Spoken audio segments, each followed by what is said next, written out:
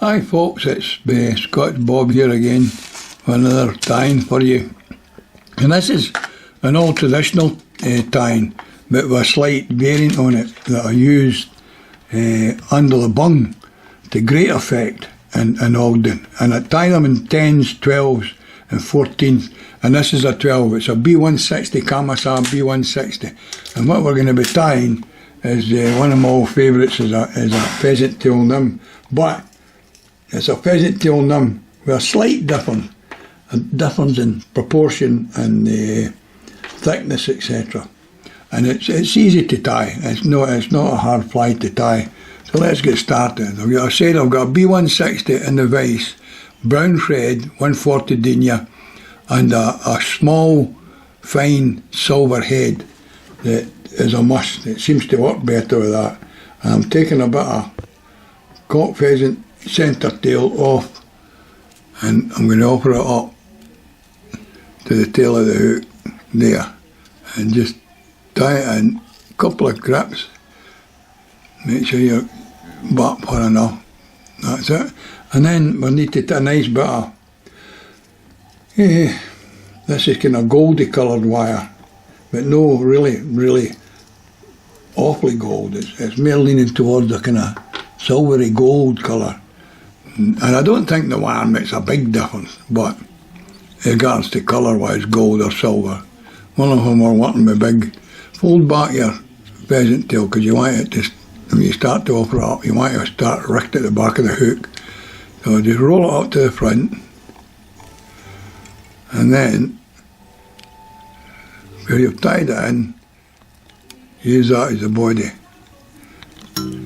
You're not wasting anything, and you keep the body as slim as possible, because you don't want a big thick one. The reason I found this out because I tied one and put it in my box, and it was awful thin, and I ignored it for weeks and weeks and weeks till I ran out of pheasant tail nymphs, and I was forced to fish it, and it was a size 10, and I got fish after fish after fish with it, and so since then I've always got some of these in my box, and they seem to work,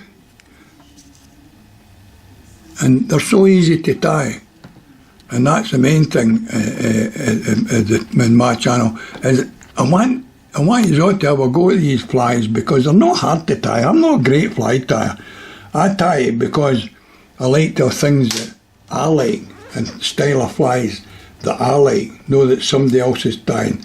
My standard fly or whatever name it is, I like to use these standard flies and sometimes have wee variants of them that just make the difference between catching and no catching. So I've offered a wee beard hackle of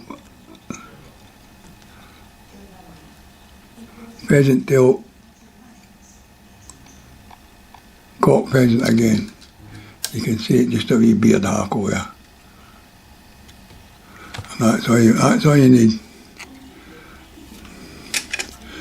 Now let's snip this off. And that's the fly complete. Now, fished under a bung this, I've had great success with it. Just letting it drift, no retrieving it. Letting it drift in the wind, and the takes can be vicious. And once you've let it drift in the wind and it's done its full drift in the wind, you can slowly retrieve it and bring it back to the side, right into the side, because they'll sometimes follow it right into the side before they hit it.